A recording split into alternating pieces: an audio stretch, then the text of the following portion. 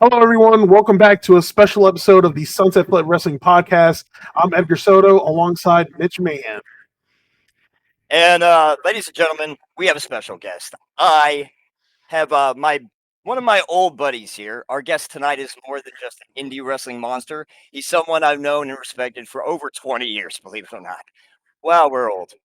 Back when we were tearing it up in E-Feds together. E-Feds, yeah, I said that right. But now he's been tearing it up for real on the independents, making waves at events like Mega Clash, Chi-Town Beatdown, and many others. But he's more than just a wrestler. He's also an accredited actor with SAG-AFTRA, a dedicated teacher, a coach, a stuntman, maybe 100 other things for all I know. And one of my good buddies from back in the day. Please welcome the one and only Tully Bertorelli. Hey guys, how's it going? Actually, I'm not quite a teacher. I'm a paraprofessional. That's what they call it. So, well, that type of teacher. So yeah, teacher aide. You can, special ed classroom assistant. It was like I work special in ed assistant, right? Too. Yeah. How's it going, guys? Oh man, good to have you on the show. Yeah, we're thrilled to have you. In fact, well, my first question is: with all of that on your plate, how do you have time to take a piss? Oh man, like when I have like a little break, that's a good question. I just took one just a little while ago, but I have some free passing periods at the school, so yeah. People always ask me like, what don't I do? I mean, like I'm a football coach. I help teach the drama program. I mean, like I don't sleep. Let's put it that way. Bro, if I could do half of what you could, I would feel like Superman, and I would I don't know how you have all that energy. It's impressive. It's a lot of caffeine and just the stuff. I am the modern day Superman, but really am Batman. I don't know how you put it. I love it, man. So let's get started with how you got into your love of professional wrestling, and then how that influenced you into getting into the business itself. So I lied my way into liking wrestling when I was a child. Let's put it that way. I was the new kid. I knew who Hulk Hogan was, R.I.P., through Thugs in Paradise. And my brother and I watched that show, and I remember going to this arcade in Michigan when we were kids. So I knew about the WrestleFest arcade game. So I knew what professional wrestling was until fourth grade.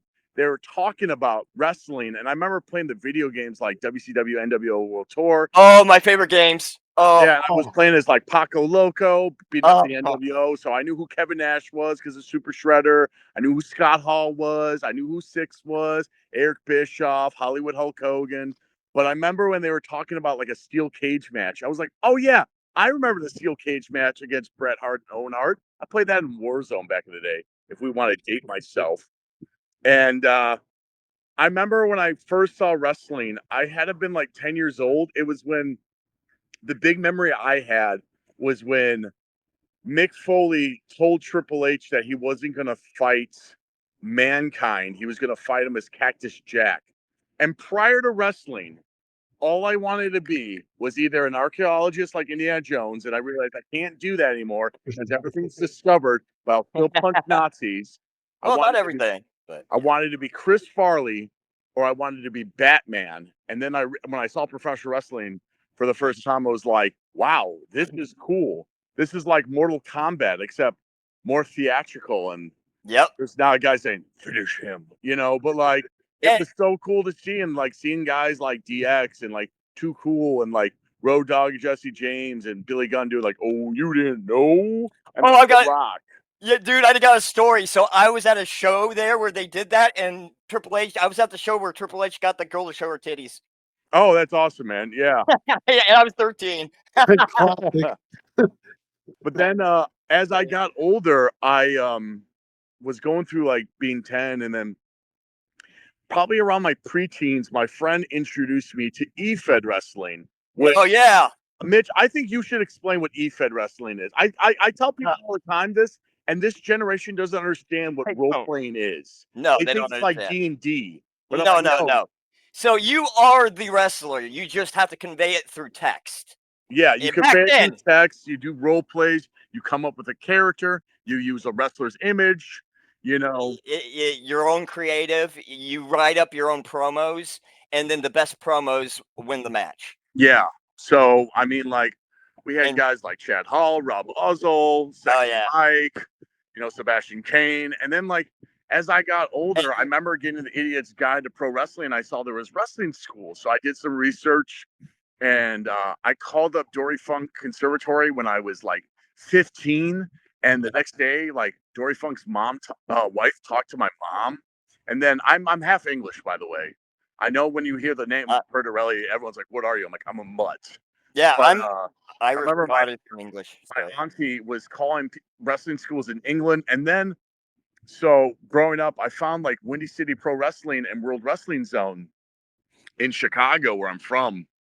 And I talked to like Windy City Wrestling for a good while. And then, like, I remember I was going to train with World Wrestling Zone when I was 16 because that was my first ever wrestling show. The main event was like the Road Warriors versus Adrenaline and Venom, which was these indie guys. And the semi-main event was Iron Mike Sampson versus D'Lo Brown. And I was going to train with them, but then I got lost on MapQuest. For those that don't know MapQuest, that was a horrible version of what Maze and like Google Maps is now. Yeah, we have to explain to the Zoomers. And then when I was 18, I kept on talking to Windy City Wrestling, and they had a fantasy camp, and so I signed up for it, and I did it. I couldn't continue because I was playing college foot. I was assigned to play college football for Bridget Academy. Which, fun fact, Shane McMahon went to in '88, and I wrote him a letter, and he wrote me back, and I was one of the first students to ever get a response. So when I was playing college football in Maine at this postgraduate school, I was at the alumni office talking to World Wrestling Entertainment, and I still have the email. He asked me if I want to get in the business or the ring, and that was around the time that he was gonna like go into MMA and like I think soccer. I think that was his next adventure was. Yeah. Yeah. So like, so. And then when I came back when I was 20, I started training with Steve Boz, and it's just been a whirlwind of emotion. It's just been a big journey, and everything like that. But I've always wanted to do it, Yeah. And the guys knew I was studying acting in college, so they made me like a ring interviewer, even though I'm 6'2" and I'm like a giant. You've got the voice for it, though, bro. And it was fun doing that. And then I got into refereeing, and then they realized I was just such a big dude that they're like, "Hey, man, you need to be a wrestler, bro. 6'2", you got to wrestle, dude." Well, I say I'm 6'4" because everyone sees me. They think I'm. Well, everyone always knows that's a wrestling thing. Kevin Nash isn't 7 feet, They say your size, and they're like, "What?" Yeah, we always up at a few. Well, every Uber driver thinks I'm an NBA player. It's hilarious. I'm like, an NBA player. No, I would think you're like a slap fighter or something. Yeah, I look more like a linebacker than a NBA Yeah. By the way, before I forget, I wanted to go back to the E-Feds thing with me and you. Not to brag or anything, but I kicked Tully's ass a few times. He owned me too, but we went back and forth. But I was champion. We were both champions. I was a Grand Slam champion for UHWF, and man, we had some fun times. I mean, like, we did. I miss like. I mean, you had a steel cage match that was fire. Yeah, dude, I still talk to Chad and all of them, man, and like, I just miss having those emails come up with. I do. The cool thing about EFED is you have that character, but then you have the card, and they have the card out for you. And the cool thing was that the owner will write the results, and I remember writing results as a kid too, like backstage interviews and stuff like that. But like, I honestly think EFED can happen now because with ChatGPT. I think it should have a resurgence, and people can use voice and camera now too. Yeah. So they can do actual promos live on cam. Yeah. I know during pandemic, I didn't partake in it, but a lot of the guys I know did promo battles, and they're like, Smith or like outside. Yeah. And some of the guys got really creative with it too, man. And it was really cool. And like everyone gets to vote which promo they liked and everything like that. So. Right. Yeah. So, anyways, so from there we transition into you getting, how you got in business, and then independent circuit. So, how you built your career post training, like, So I was mainly in like the Illinois region for a while. Like I had a mentor called Wildman Beast who used to wrestle for AWF and WCW, and I went on the road with him a lot to a lot of ridiculous boonies in the small part of America that I always enjoy about being a wrestler is going into these small towns. Areas. Yeah. Not sketchy areas, but just more small towns. Because when you grow up in a giant city like Chicago, it was just fun to get out and be like, can I swear? Yeah, absolutely. Of course. Like, who knows where bumfuck Illinois, Right. and like Wisconsin, Indiana. And then just recently, I've been just traveling a lot more away from that. Like, I've been in the Upper Peninsula of Michigan, which was really beautiful. I got the opportunity to wrestle in Las Vegas, which was awesome. Big Yeah. shout out to Future Stars of Wrestling for doing that.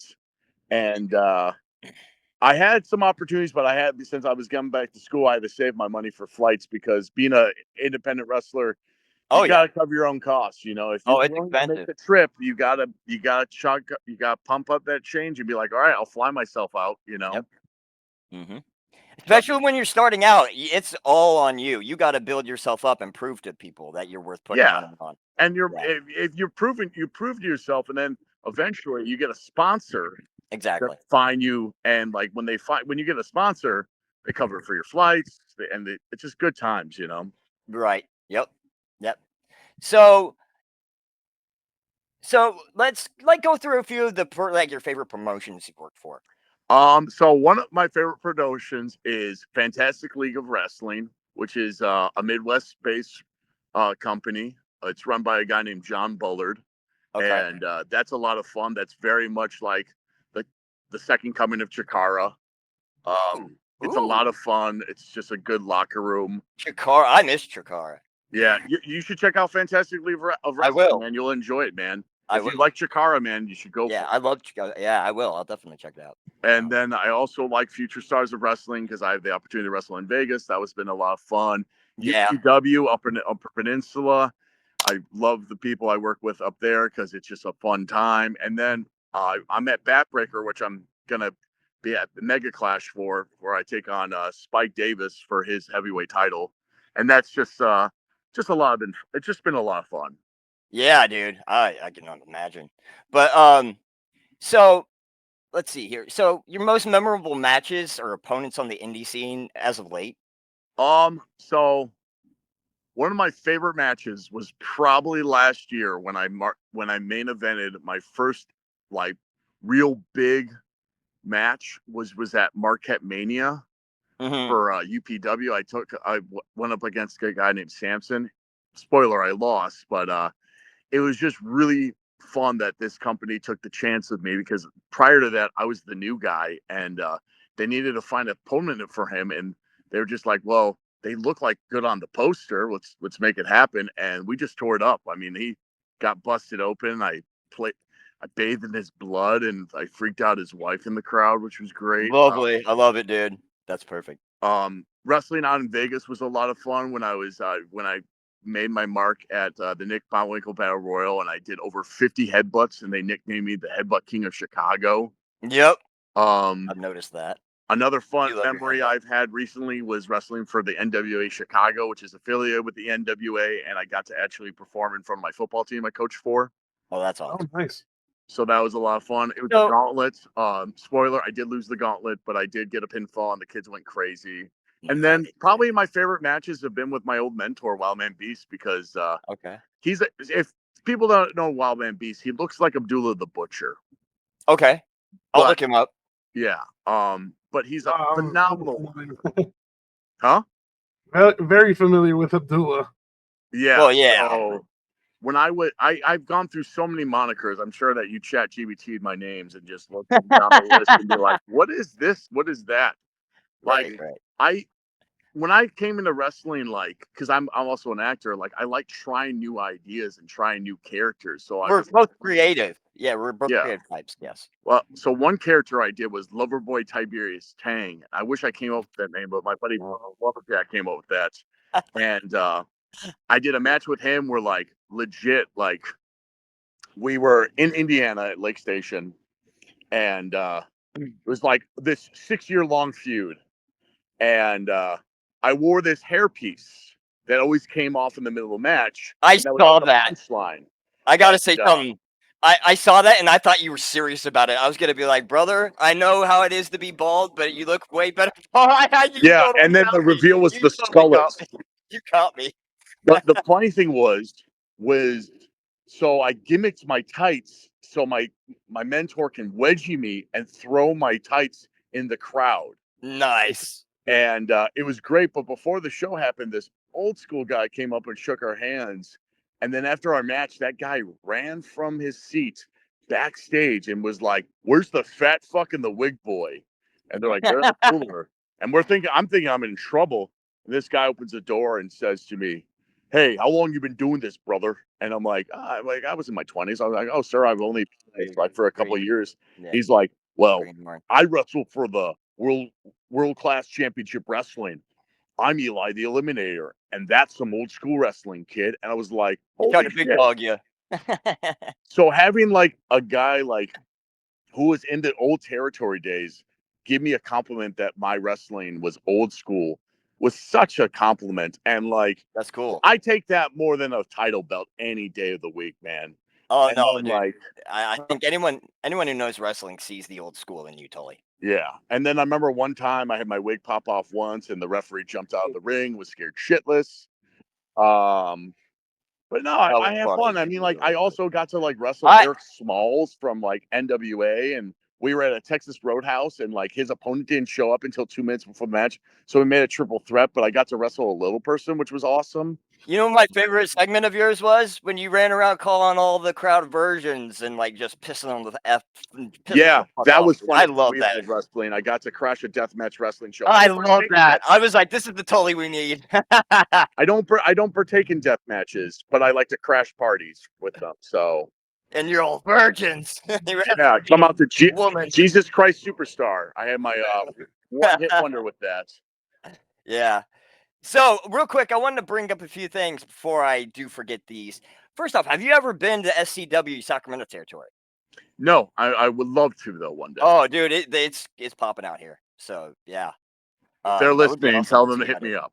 I got you, man. I got you. Thank you. And then something you told me when we were talking about getting the blessing from Tully Blanchard himself. Yes. So this year, when I was in Vegas for the first time, UPW did a vacation trip, and we decided to wrestle on WrestleMania weekend.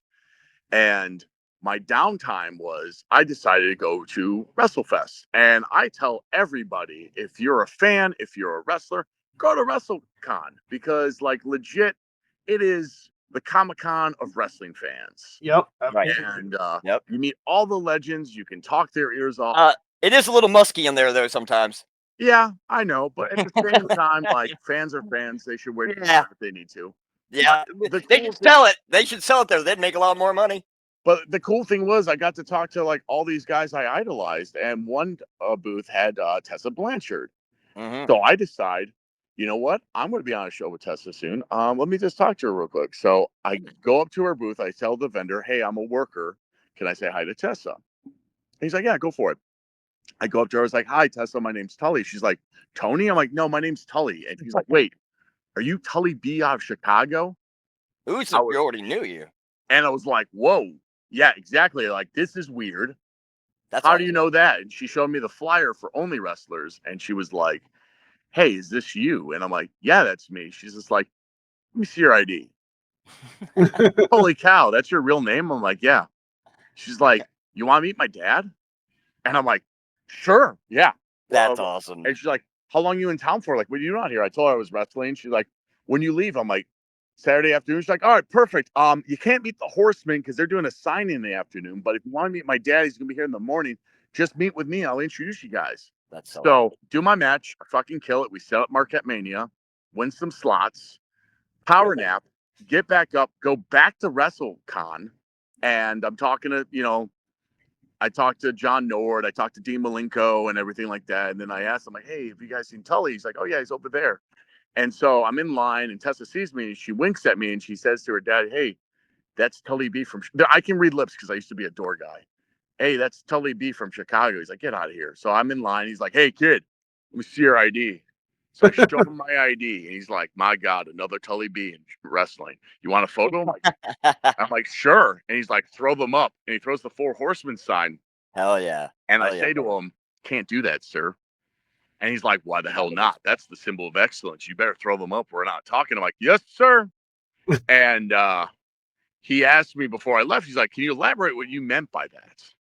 And I'm like, "Well, listen, Tully, you're one of the greatest technicians of all time, in my opinion. and I can't do your stuff. When I broke in, I can't wear TB on my gear. I can't wear your robes. I can't do your mannerisms. I can't do your moves like the pile driver, slingshot, because that's you, man. If I do that, I'm a knockoff. And he's like, can't do the slingshot. I'm like, well, I can do the slingshot, but that's your move. And he's like, yeah, but you know you're the other Tully B, right? And I'm like, yeah. He's like, kid, right now I'm giving you the blessing to do my move. What did That it must have made you. Yeah, that must have made you feel like $1 million, dude. I'm feeling like a 10-year-old right now Googling wrestlers named Tully, and Tully Blanchard pops up in my head. I'm talking to the man right now, and I'm freaking out. And he's like, curious, kid, what is your finisher? I'm like, at the time, it was the 3-point lariat like hacksaw. So I'm like, the 3-point lariat like hacksaw? You're going to steal hacksaw shit, but not do my shit? Slingshot. So from then on, I switched my arsenal, and I either end it with a slingshot or it's my signature move for Tully. And because I also do a double, I like to do a headbutt, so I do the Harley headbutt, not the Benoit headbutt. Yeah, that would shorten your career, maybe. Well, Harley said it best: don't do the headbutt because you're going to shorten your career anyway. Yeah, exactly. Yeah, exactly. Yeah, I don't know why I still do it. But yeah, so I got the blessing from him, and it was just really cool, and it just everything started to shift, and like more opportunities came, and like got opportunities to work for like NWA Chicago, affiliate with the NWA, and like it's been really cool. So like momentum is coming, and stuff like that. So having that blessing was really cool, and I found out more about like how he got named, how he was named Tully, and how his dad came up with that name and everything like that. And it was really cool to have a guy like that. And say what you weigh about Tessa Blanchard. I know a lot of people have on her and want to say everyone's got opinions. But I will tell you this right off the bat on the air: she is the nicest woman I have ever met. That's what I've heard. That's what I've always. I'll be honest with you. I actually met her at a signing here in New York called the Big Event, and yeah, I went to her, and obviously to me, she was one of the sweetest people there. I think she's misunderstood, or there's like a click thing with certain girls that don't like her. I think what it is she had a bad day. That could be too. That's everybody in the life we live in now. Everyone has a bad day, and it just gives you that reputation. Thank you. Yeah. And then, especially current day, when people don't let anything go. What sucks is once you have that reputation, like it's kind of like that's hard to erase. I mean, I know she's back in TNA and she's killing it, but I honestly think they're setting up Tessa versus Charlotte at Slammiversary or Mania. I think Tessa's gonna be WWE eventually. I think they're just waiting for the right time. Yeah, but so all those amazing stories. Let's shift to life outside the ring real quick, and then we'll get back into the ring and other things. Being an actor, registered with SAG-AFTRA. How's acting or stunt work influence your wrestling and vice versa? So I fell into stunts on accident because I told a guy on set to be quiet one day when I was doing background work on Chicago PD. Turned out to be a stunt guy, and I met stunt guys that work in the area, and that's how I got my union card. That's the abridged version. I decided to be an actor more because when you have over 70 tattoos, it's hard to cover them up. So I studied comedy at the Improv Olympic. I saw that. Yeah. And that's how I got on Drunk History, and I was an audience plant on Steve Harvey, and I did fun stuff. And then Pine Sol commercial. And well, I did Pine Sol last year. So if I'm not mistaken, you were also in a music video, right? Yeah, I was in a music. Yeah, good job. That's some good research, man. There you go. I was in a music video as a Cyclops with the band Phenom, and everyone should check it out because the band is awesome.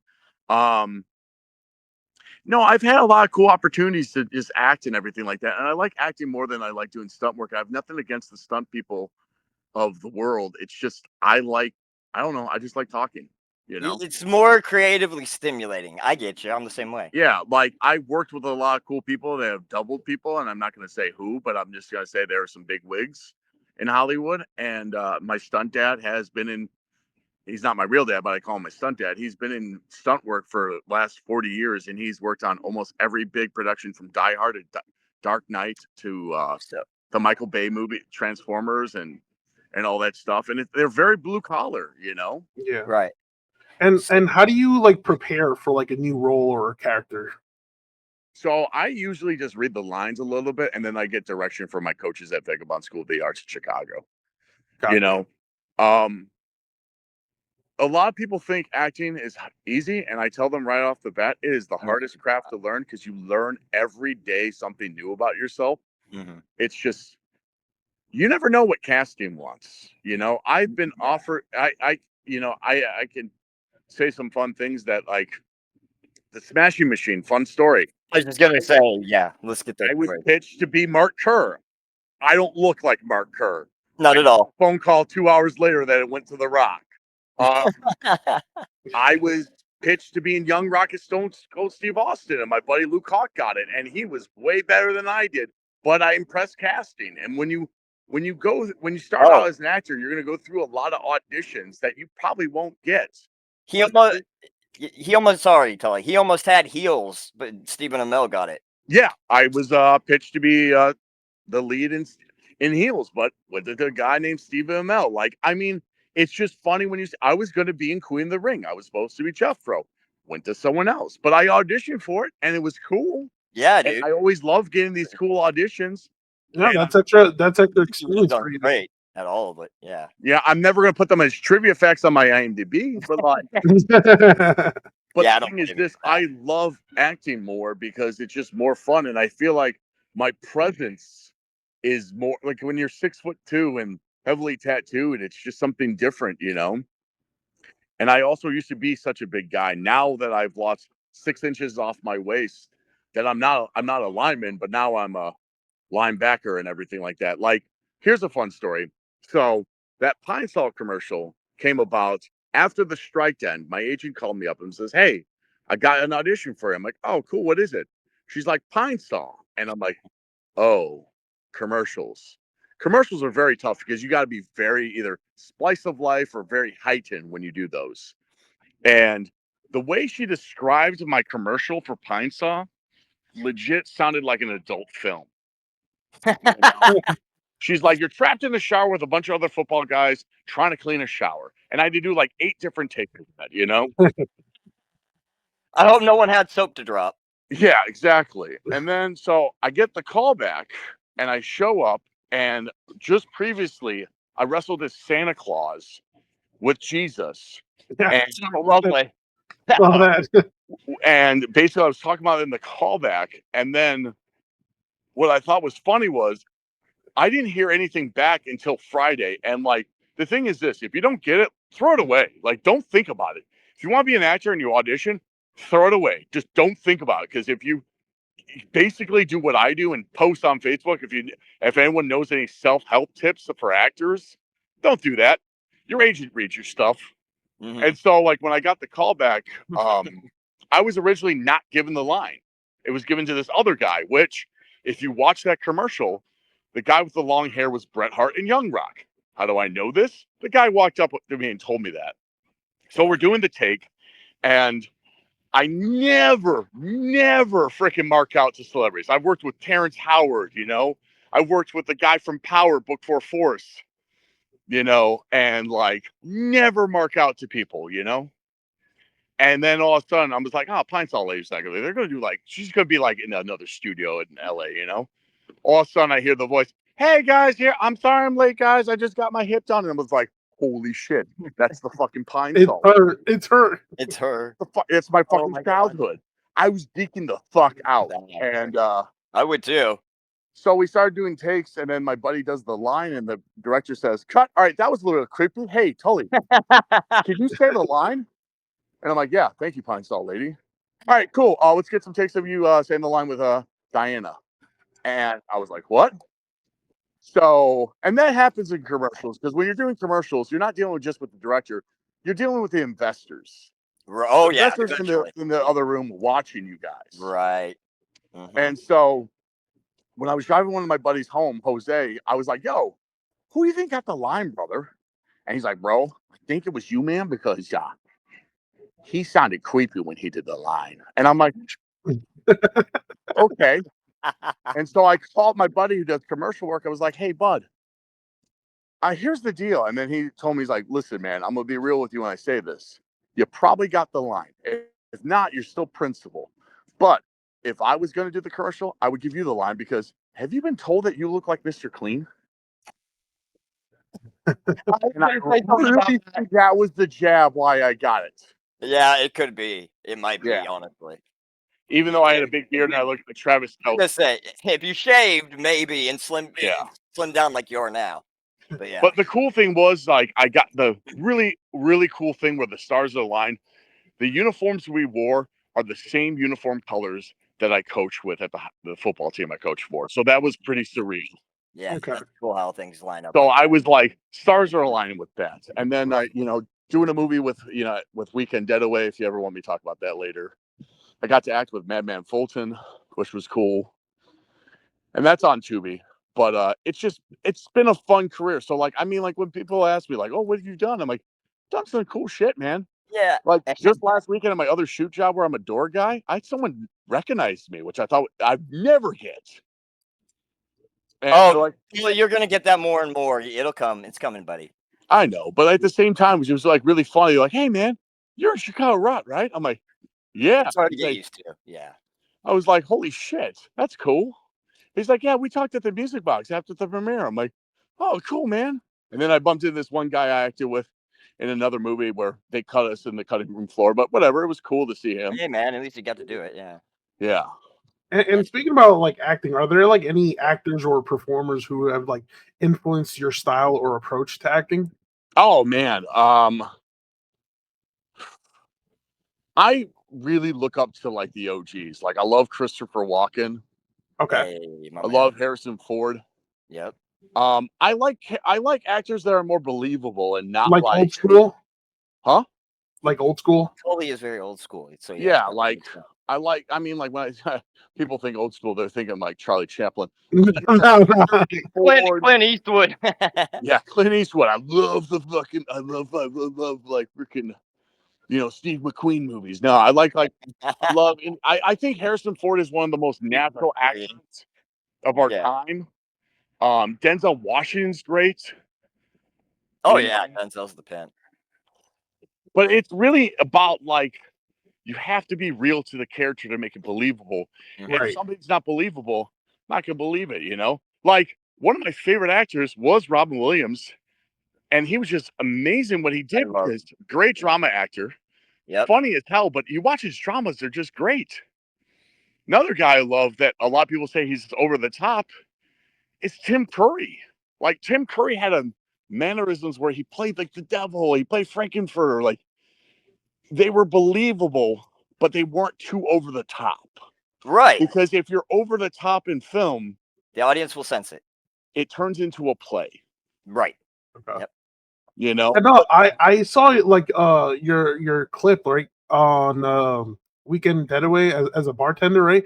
And I was just like your like the way your voice, right, and your expression, I was like, wow, he could be a villain in a series or any type of movie. Oh yeah. I appreciate that. I challenged Joe Swanson for that role, by the way, from Family Guy. If you re-watch the clip, think Joe Swanson with the voice. Hey guys, right. Might do so well, I told Tully, I said if I was a booker, I would have him because he's a sweetheart, but then he's a monster, and you got to do something to bring that out of him. And I could see him coming out to like a happy tune, and then it just turns hard, and he becomes the monster that. I'm actually glad you brought that up because I was thinking here, I was like, have you ever like had to learn a specific skill or accent for a role, and you just like told me that? So well, the thing is, this is like for roles. I mean, like, I never really. I mean, a lot of the stuff I've been auditioned for, I didn't really have to like study for. Okay. Recently, I had to do a role where they wanted me to do an accent, and they. Okay. Oh goodness, what kind of accent? Oh, I threw out something stupid. They wanted a Nick. They wanted a Nick Frost type. Oh no! Oh no! And so I can't say the lines because they're still looking through them. But like, I had to sound like a bit like this, and like, I was like, "What is this voice in my head right now? It sounds so weird." I'll just try it out, you know. You sound like But, Steve Irwin. yeah. Uh, But like, my mom's from England, so I do fake an English accent sometimes, and I'm like, people don't, it's going to be because people think in England you have to sound all proper and be all liberty Elizabethan, but not everyone from England sounds like that. yeah, my English accent is Mary Poppins. Yeah, Trio. because we all go to Mary Poppins. We all hello, children. Governor. Yep. Hello, governor. How no No, one sounds like that in real life? No, not at no, all. the voice you did like before, I was like, I don't know if you guys have seen the original like Mortal Kombat movie, Kano. Oh yeah, oh yeah. It was Come on, Sonya. yeah, it was just like I was like, wow, really impressive. Hello, lab. Yeah, come on, mate. You've got a perfect voice for that shit, dude. I love playing.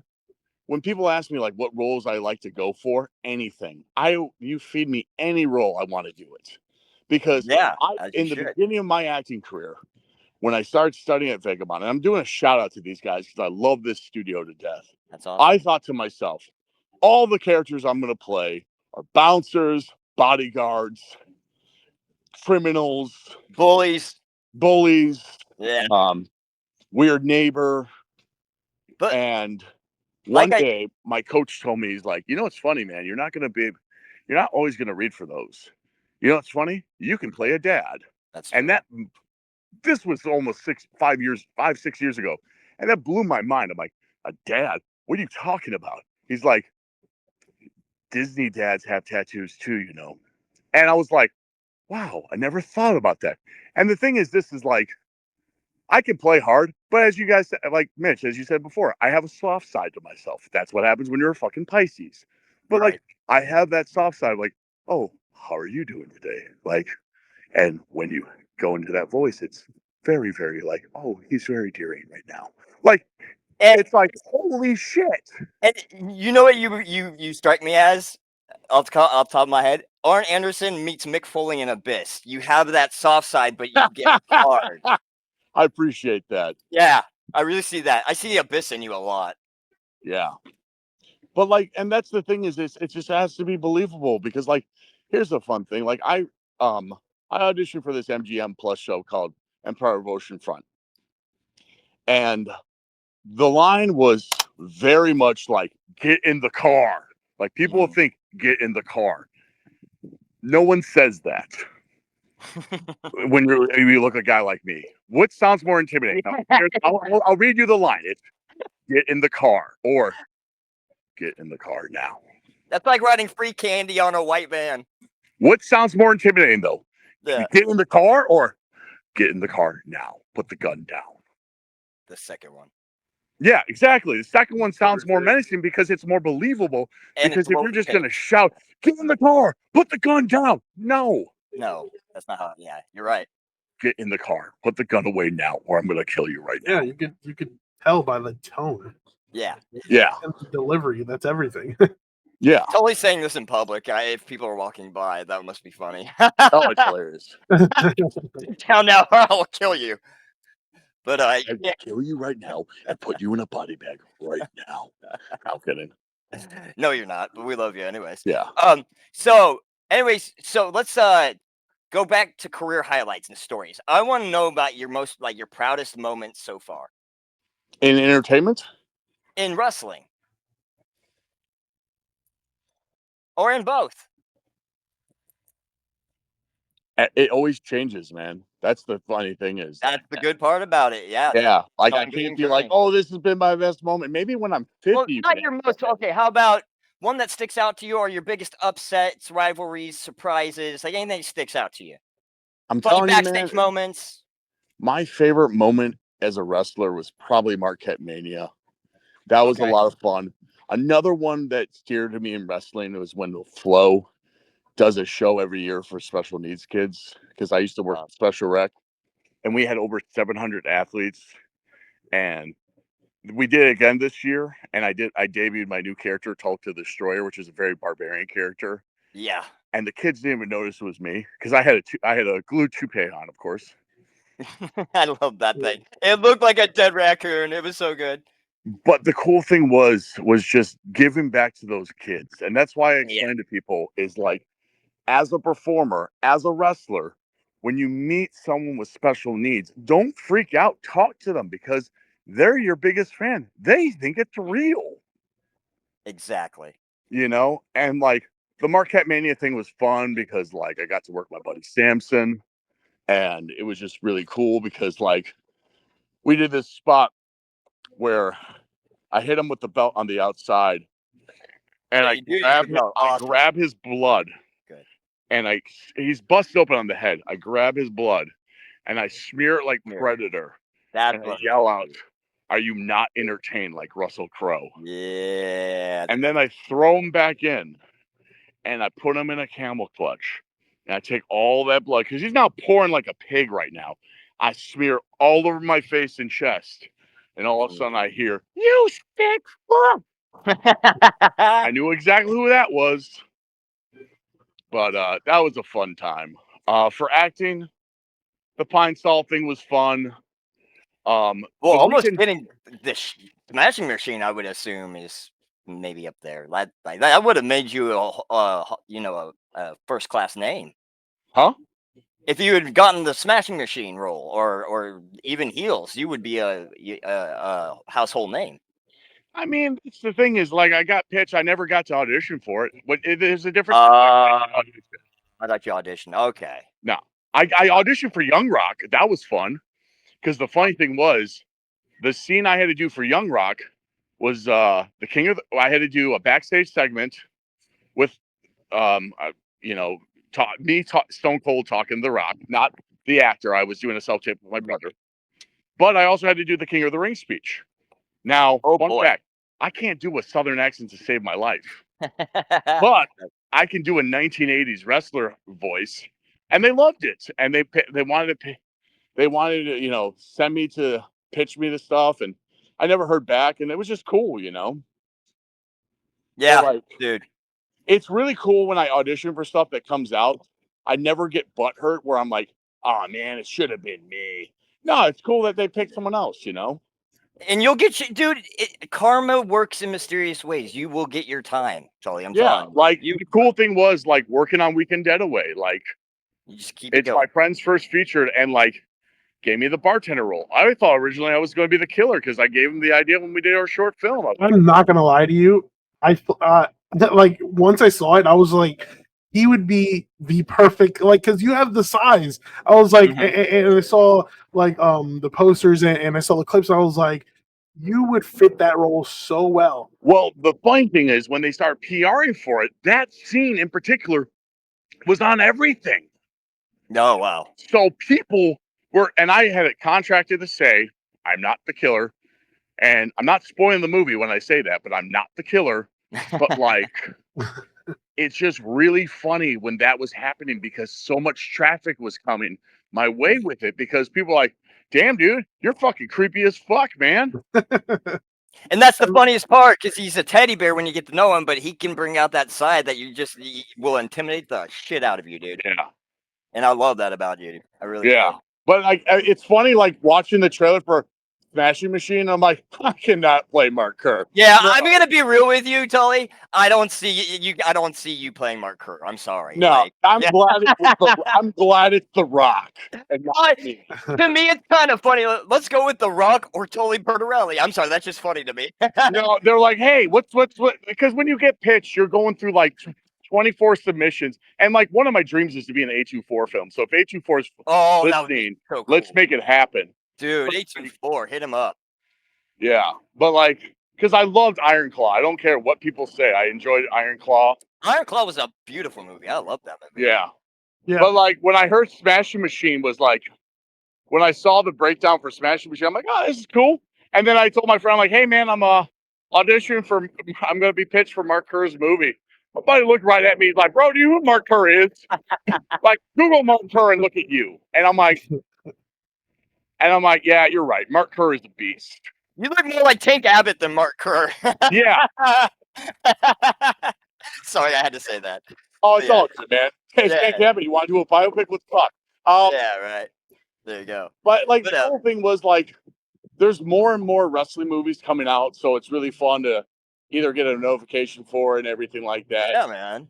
That's I'm in exciting. talks about making some own contact with myself. Like I have a script. I've been writing some scripts that I've been bouncing off with my friends. Like I have this one movie called Season Beatings where it's Santa taking on Krampus in a wrestling match. I will play Santa. If you ever need an extra actor, I've done acting. I'm just putting it out there. I know. But the thing is, this is like, I just, as an actor, I just want, in this day and age, is like, if you're not working, don't worry about it. But if you're auditioning, you're working, you know? Yeah. You're in the room, you're getting calls. Yep. It's a win. Yep. You know? And like sometimes you'll get something like Pine Sol and be like, yeah, okay. Okay, Pine Sol. That's a national brand, dude. That's on national television. It was a YouTube commercial, which is funny. And that was the funny Still thing. national YouTube's even bigger reach, honestly. Which was funny because I was looking for it everywhere. And I thought that was pretty fun. And then a while back, I did an industrial for United Airlines where I played a human trafficker, and that was hilarious. that year, I actually was flying to Vegas on United, and they're like, "Oh, look familiar." I'm like, "Yeah, I'm in your training video."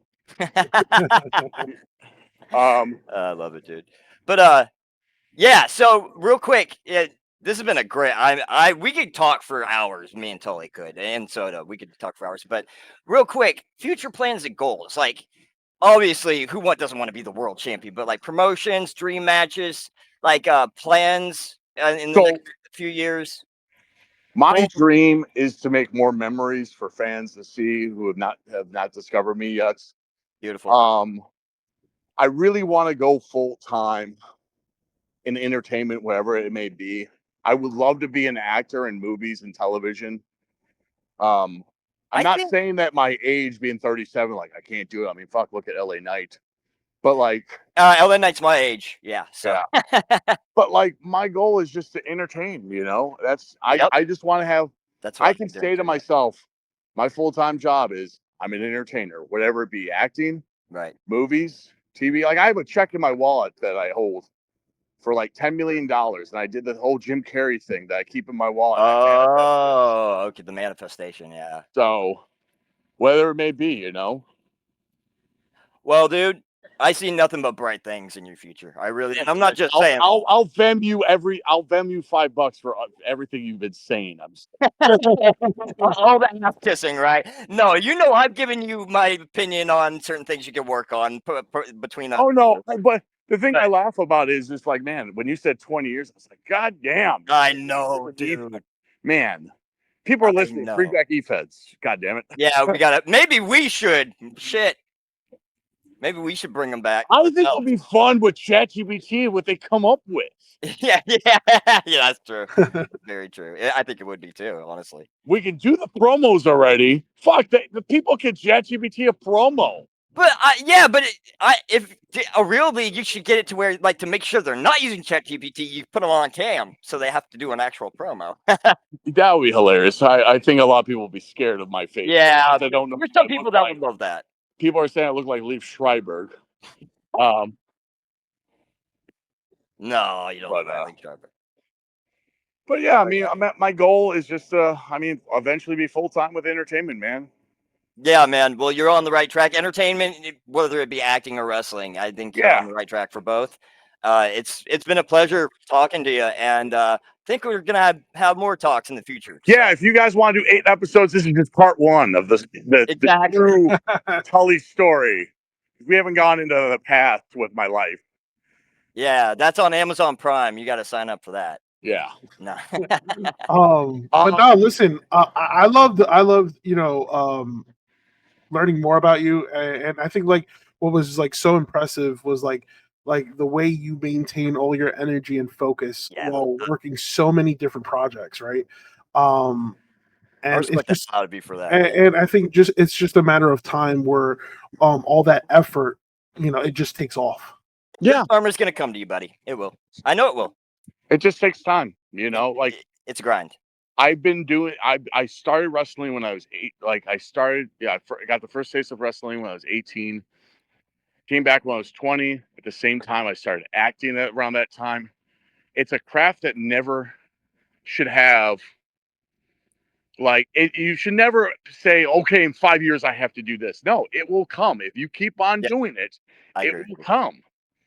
As we all know, a lot of these famous actors got famous in their 40s and 50s and 60s. And then you're like, wait, Robert Downey Jr. is how old? Yep. You know? Yeah, that gives me hope for sure. Yeah. But yeah, man. But again, I respect everything you do. I've been a big fan of yours for a long time. You know that. And Yeah. Listen, you just gained a new one with me, so yeah, Toto's loving it too. Yeah, Soto, if you want me to plug anything, I always ask if people want to follow whatever me, you want to plug. You can look up Tully Bertorelli on Instagram. I do have a Facebook, but that's for friends and family. Sorry. But yeah, if you also want to listen to my music, you can listen to bandcamp.com/Tully Bertorelli1. And yeah, go check out Weekend Deadaway. Yeah, I can talk forever, guys. Yeah, and we might have that opportunity in on the next episode. We might be announcing something very important. So yeah. So again, listen, thank you again for taking the opportunity to chat with us. You know, as wrestling fans, it's a pleasure to have you on the show. Everyone, the one and only Tully Bertorelli. My good bro, my good homie. You can listen to the audio version of this episode on Spotify and Apple Podcasts. If you want to see the full video, check us out on YouTube. Also, check out our link tree on our bio to access past episodes and look at our social media content. So that will do it for us at the Sunsetflip Wrestling Podcast. We appreciate everyone for tuning in. Till next time. Peace out.